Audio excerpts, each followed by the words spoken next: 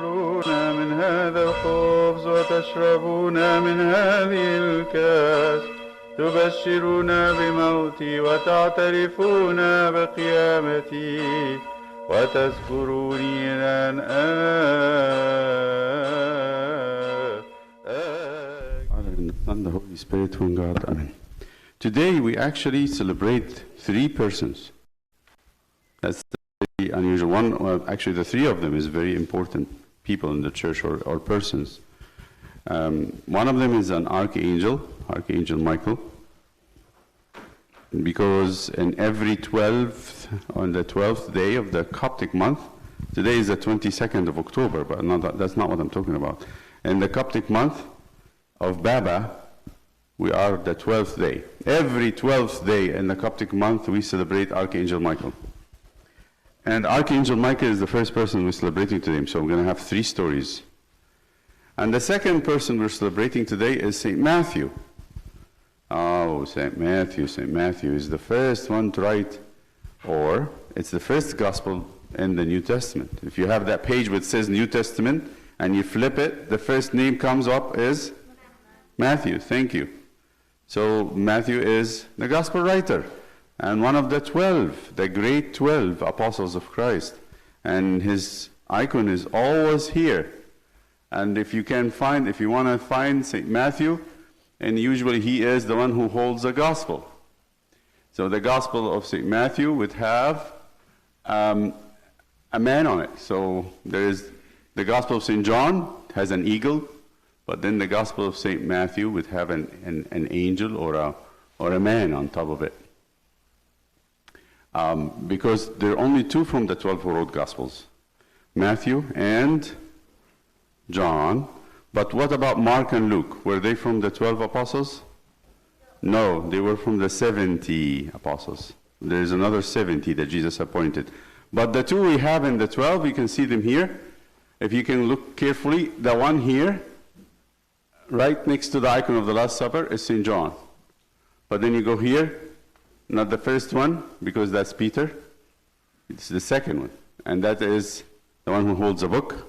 So you have two images in the Coptic icons with books, not a piece of paper, not a parchment, not a scroll. It's a book.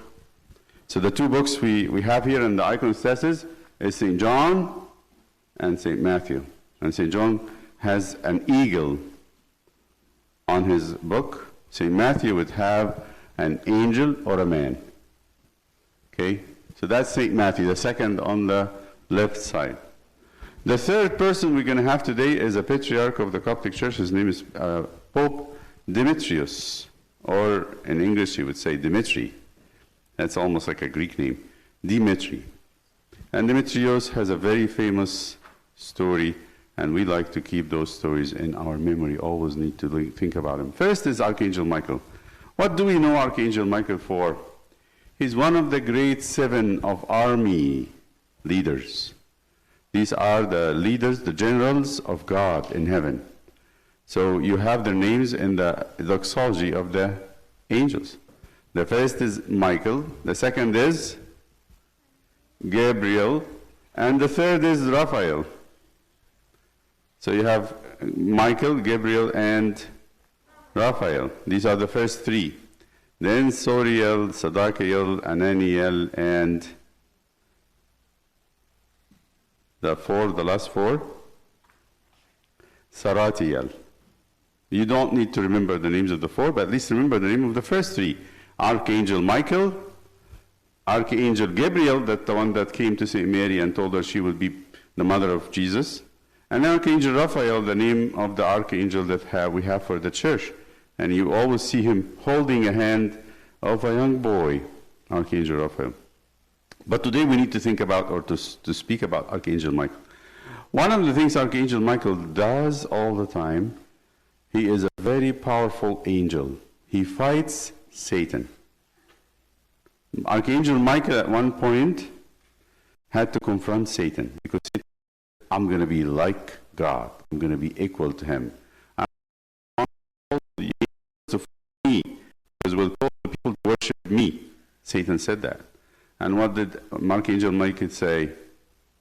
no, excuse me, no one is like God, and you will never be like him. So Satan started fighting, and Archangel Michael fought him, and the victory actually, Archangel Michael was able to defeat him when? That gave him a lot of help. Anybody knows?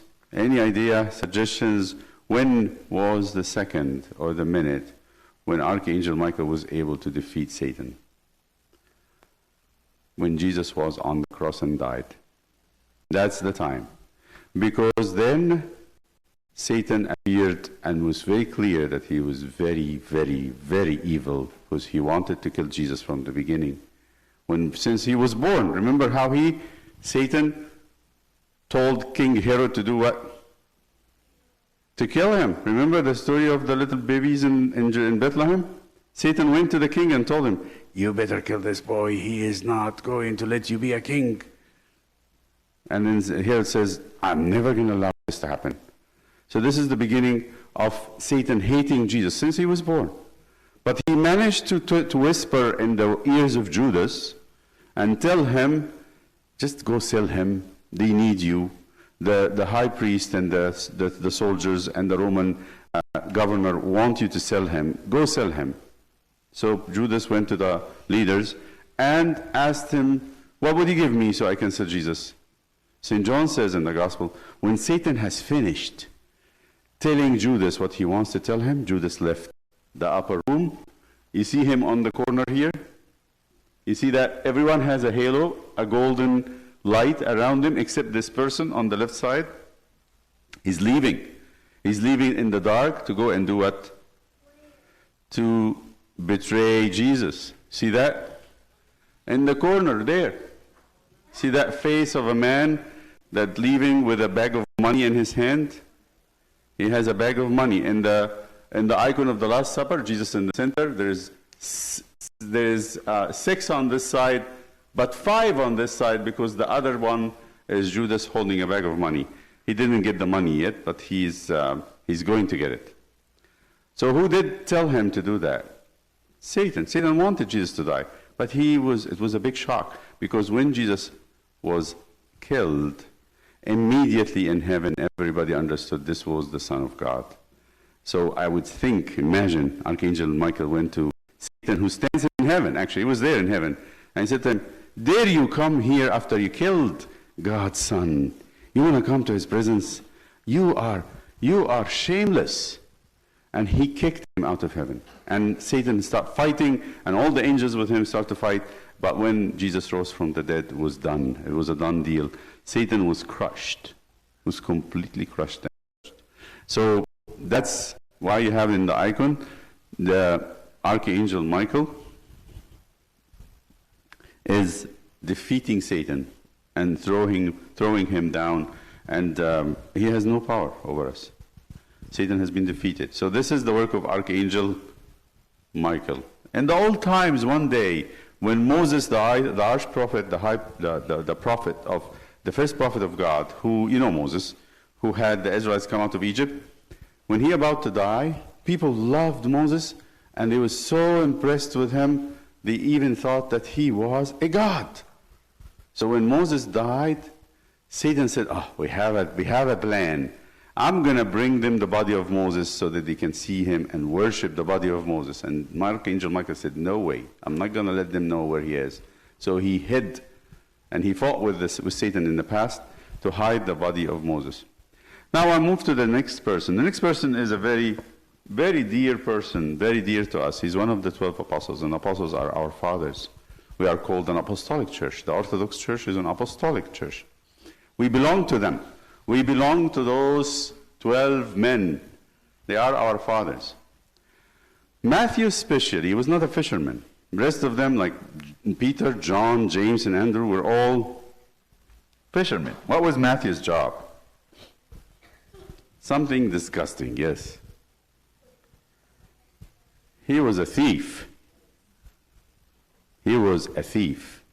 Yes, he was a tax collector. You know, he works for the Romans to collect money from them. But he was stealing the money. He used to steal the money. He would go to the Roman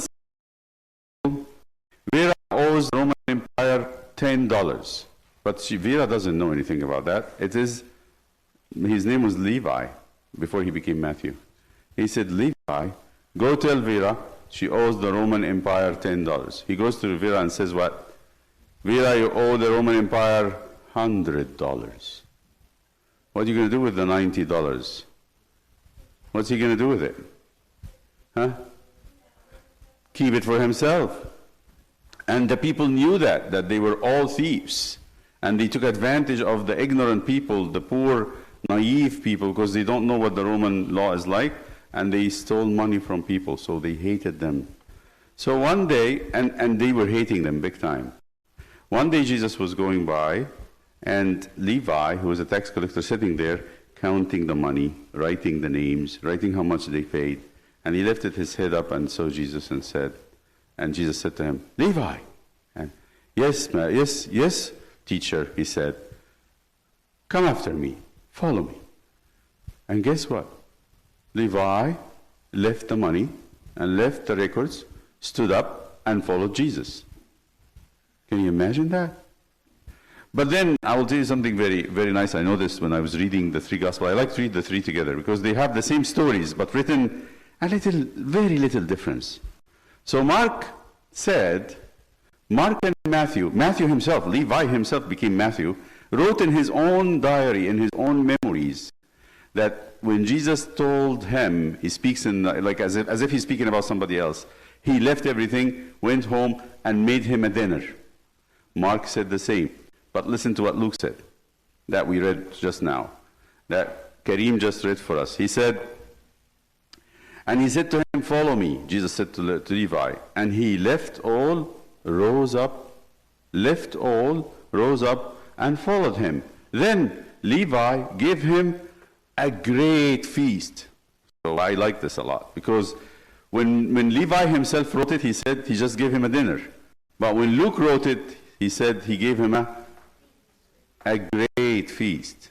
Why do you think that Matthew or Levi himself didn't want to write a great feast? Why? But Luke said it was a lavish, big amount food. It's like an open buffet in the best restaurants. Why is that? Why that he had to hide that piece of information? Because he was, or he is, what's the word? Humble. He doesn't want to show off. He doesn't say, I made a great feast for the Lord. He said, I owe the Lord much more than that. He saved me. He took me from the sin that I was in, the love of money. Tell you something. I'm going to ask you this. Why would anybody leave something they love? Just give me an explanation to this. It's crazy. Why would they leave something they are so attached to? And by the way, Levi loved what? What did he love? Money. If you go to steal, although you are rich, then definitely you do have much more than need. You do love money. So why would anybody leave the things they love? What's the only way that someone would leave something they love? Think about it. Yes? To be with God. But because we are humans, we're selfish. We're very childish in our ways, even adults of us. Because he found something, what? Better. He found something that he loved more. He found something that would make him much more happier. No one, I'm just going to tell you that, no one leave anything except if they see something better. Jesus even said it. He said that. He told us a story about someone who was working in a field. And he's a poor farmer. And he was hired to dig the ground and clean it from the weed. And as he was digging the ground with his axe, what he found, the axe hit something. He heard a bang. Cling! So he left everything and he just forgot about the field and started digging around this. What is this? And what did he find? A big box, wooden box, with a latch on it and a lock. He worked around it and he opened that box and he found what? A lot of gold. So he said, this box doesn't belong to me. It belongs to the field. And if I want to have that treasure, what should I do? I have to buy the land I'm working on. So he said, how much is this land? They told him, oh, that's a lot of money. That's everything I own. That includes my own clothing. I'm going to be naked. He said, it doesn't matter, because after I get all that gold, what would happen? I'll be even richer. So he went and sold everything he had, his house, his donkey, even his clothes, and he gave every penny he had and got that land. And when he got the land, he got the treasure. He was excited about it. So what I'm trying to say, what Jesus is trying to say, no one can leave anything they like unless they have something better. That's the key word, unless they have something better. So Levi found something better in his closeness to the Lord. He found something better. That's why he is here.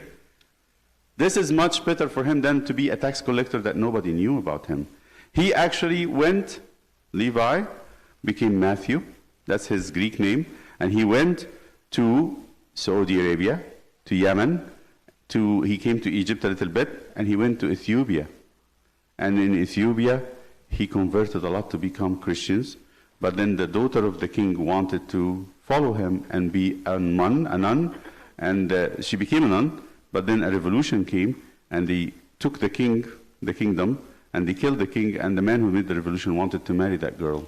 And the guy said, no, I cannot marry you. I am dedicated to Christ. I'm a virgin. And the man got so angry. He asked Matthew, tell her to marry me. I said, Matthew, I cannot do anything about it. She left everything for Christ. She belongs to Christ. It's not my business. And the man killed him. Killed him because he defended that virgin, didn't want her to obey the king.